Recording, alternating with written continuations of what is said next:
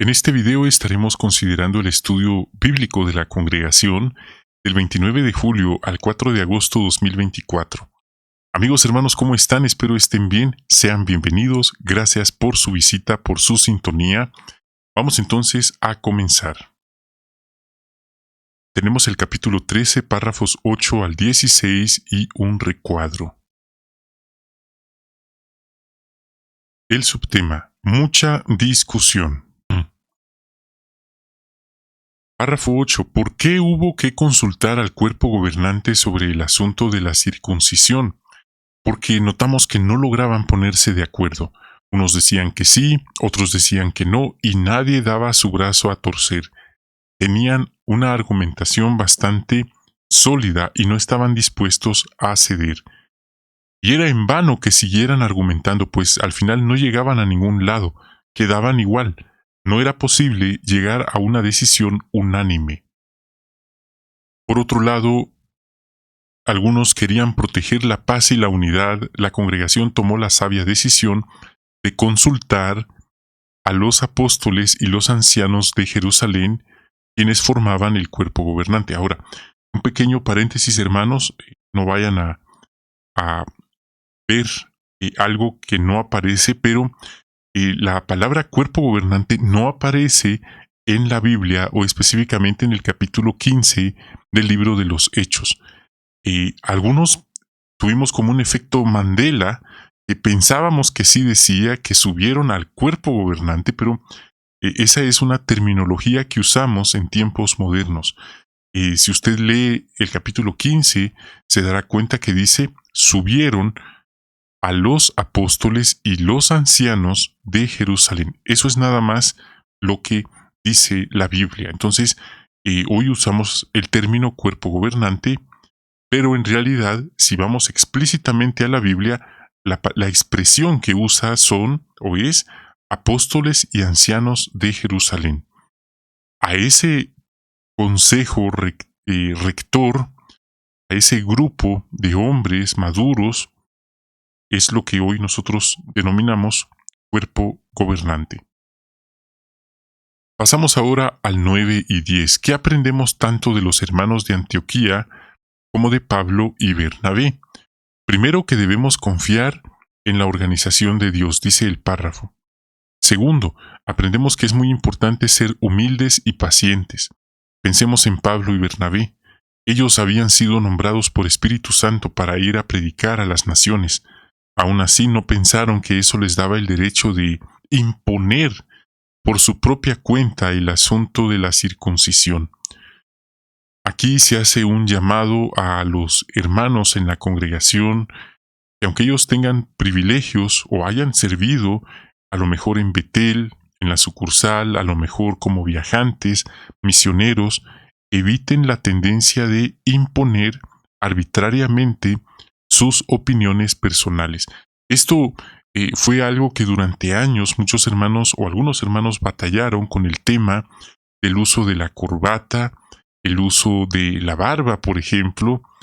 Hubo hermanos que arbitrariamente impusieron que sí, solo sí debían usar corbata, pero no mariposa o corbatín. Y hay de aquel que se atreviera a no seguir esa regla inventada por estos hermanos. Entonces ahora hay más libertad, y esta libertad pues viene del cuerpo gobernante actual, cosas que han cambiado, y nuevamente se exhorta a los hermanos a no imponer sus opiniones y a no inventar reglas que van más allá de lo que está escrito en cuanto a temas de apariencia personal. 11 y 12. ¿Por qué es importante esperar a que Jehová aclare las cosas? Bueno, algo que hay que aclarar es que hoy no se reciben revelaciones del cielo. Jehová no está hablando audiblemente a los hermanos, tampoco a los 9 hermanos que dirigen la obra mundial. Ellos han explicado claramente que ellos no son inspirados, que ellos no reciben revelaciones o mensajes sobrenaturales. Ellos hacen su mejor esfuerzo y en ocasiones toman decisiones y nada más queda esperar a ver cómo resulta la decisión Y si la cosa va bien, pues es seña de que estuvo bien, y si no, se hacen modificaciones en el camino. Entonces recordamos siempre, Jehová es el cabeza de la organización de su pueblo. Él tiene un pueblo en todo el mundo, no en una edificación específica, pero sí son las almas por todo el mundo. Él está al tanto de todos y cada uno, y Él sabe cuándo y cómo aclara las cosas. No está de más decirles, hermanos, que tenemos la Biblia. Hasta este momento tenemos 66 libritos que forman parte de las Sagradas Escrituras, y lo que tenemos allí nos da ya una base para tener que esperar, que estar expectantes que venga en el futuro venidero. Otra cosa, no dejamos que el orgullo nos lleve a insistir en que nuestra opinión personal es la mejor, ni a criticar los cambios o aclaraciones que haga la organización. Mire, cuando se estudió este libro allá en el 2011, eh, no habían tantos cambios. Quizás el cambio que más se tuvo en aquel entonces fue que el discurso público del día domingo se redujo de 45 minutos a 30 minutos, que a lo mejor hubo un nuevo cancionero con menos canciones. A lo mejor esos fueron los mayores cambios que hubo, pero hoy, en el año 2024, estamos hablando alrededor de 13 años después, hubo cambios tan trascendentales, tan inimaginables, que muchos nunca imaginamos que podría ocurrir en la organización. Pero nuevamente, no pensamos que hasta aquí llegaron los cambios. Es más, estamos conscientes que vendrán más cambios. Por lo que se dijo en el broadcasting de los últimos meses, cambios en la manera de predicar, en los métodos de predicar, por decir algo. Eso lo dijo el hermano claramente en su discurso. Entonces, no criticamos los cambios. Tampoco pensamos que somos más espirituales porque usamos barba o porque no la usamos. Evitamos criticar, evitamos comparar, aunque para algunos pueda ser muy difícil porque fueron educados a la manera antigua de siempre, y ahora estos cambios podrían sentir que no es la religión donde siempre han estado, podrían sentir que es diferente, lo cual se entiende, es comprensible, pero nuevamente evitamos imponer opiniones personales.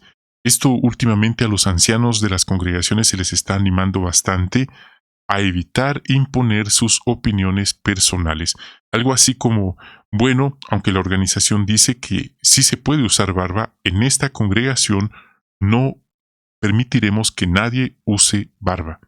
Imagínense, ¿quién es un hombre nombrado para imponer su opinión personal e ir en contra de las instrucciones? Ahora, lo curioso es que aquellas personas, aquellos nombrados que en el pasado le hacían la vida imposible a algunos por estos temas de conciencia, hoy se quedan callados. Muchos de ellos, y hasta se les ve que ahora ellos están usando estos nuevos estilos que antes algunos de ellos criticaban severamente. Entonces, nuevamente, evitamos el orgullo, evitamos imponer opiniones personales sobre los demás e ir más allá de lo que está escrito. 13. ¿Cómo podemos imitar la paciencia de Jehová en nuestro ministerio?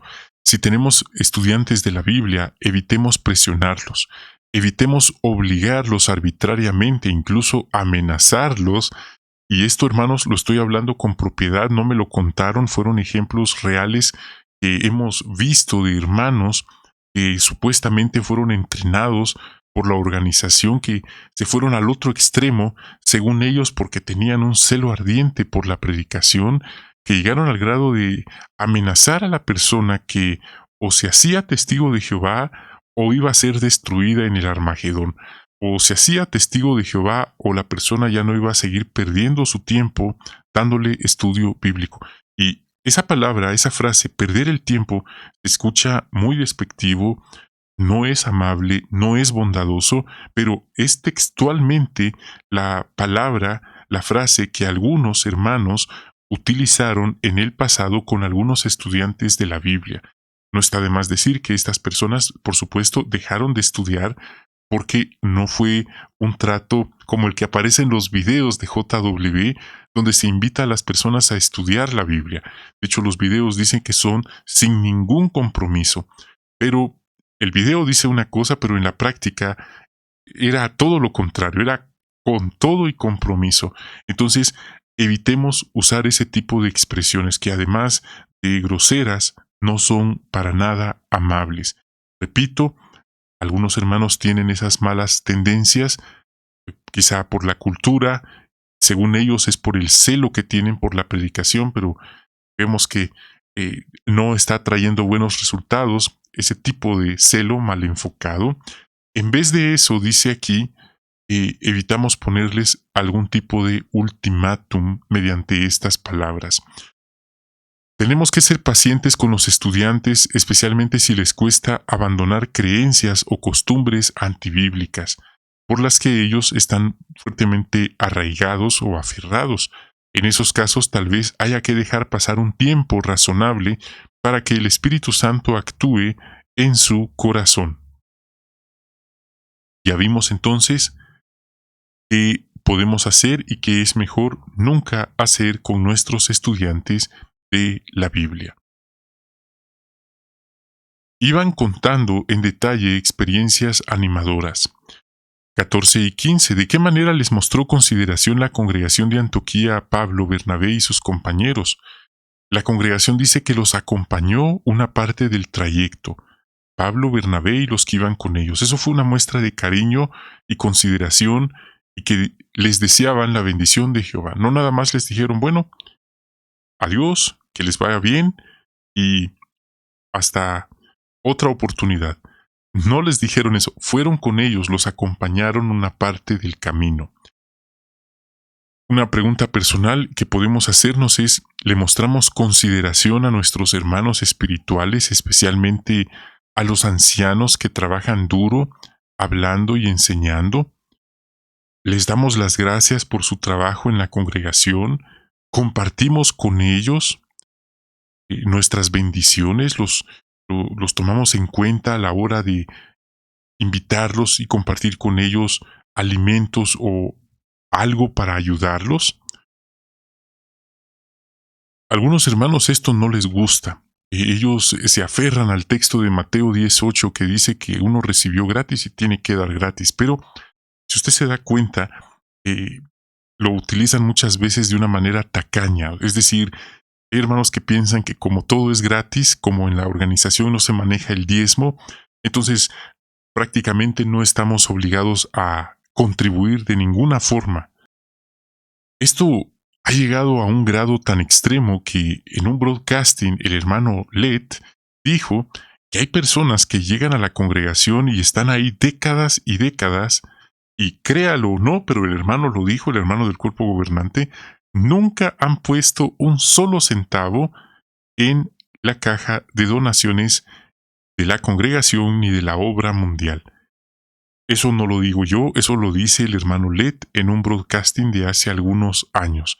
Si usted vio ese broadcasting, probablemente lo recuerda, pero Gálatas 6 al 18 nos invita a compartir, a no olvidarnos de compartir con nuestros hermanos, que son nuestros maestros espirituales, nuestras bendiciones.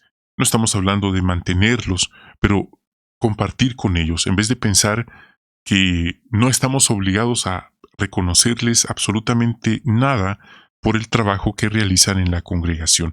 Repito, esta es una costumbre que algunos tienen, pero no está bien. Más bien, dice aquí, reconocemos el trabajo que ellos hacen, les damos aunque sea las gracias, oramos por ellos, los invitamos de vez en cuando a compartir con ellos. Nada más pensémoslo. Parte B. ¿Cómo animaron Pablo y sus compañeros a los hermanos de Fenicia y Samaria? Dice que les contaron en detalle las cosas que ocurrieron con los gentiles y que eso los animó mucho. Ahora, esto parece muy obvio y muy lógico, pero en la práctica no es así. Hay algunos hermanos que eh, no les gusta compartir experiencias de nada. La organización ha dicho, ha utilizado un término para estas personas, personas secretistas. No comparten ni siquiera dónde predicaron o cómo les fue esa semana o esa mañana en el territorio, o quienes estuvieron en el grupo. No comparten nada absolutamente porque son secretistas en extremo. Esa mentalidad tampoco está bien. Pablo no era secretista. Más bien, compartían buenas experiencias. Hoy nosotros recibimos informes animadores en las asambleas, en las publicaciones, en broadcasting, por ejemplo, pero también nuestros hermanos comparten experiencias que han vivido en la predicación, experiencias locales. Eso no es un pecado, eso se puede compartir y es parte de la edificación que estamos promoviendo en la congregación. 16. ¿Qué indica que el asunto de la circuncisión se había convertido en un problema grave? Bueno, esto era muy grave, literalmente estaban divididos. Algunos miembros de la secta de los fariseos se habían hecho creyentes, es decir, se habían hecho cristianos, y empezaron a decir, por supuesto que es necesario que se circunciden, y no solo eso, hay que ordenarles que también obedezcan la ley de Moisés. Eso decían los fariseos que se habían convertido. Pero era obvio que el asunto de la circuncisión se había convertido en un problema grave y había que solucionarlo. Este fue un análisis guiado paso a paso de la información de esta semana. Muchísimas gracias por habernos acompañado. Y deseamos que tengan un magnífico día. Esperamos encontrarnos muy pronto con una nueva transmisión.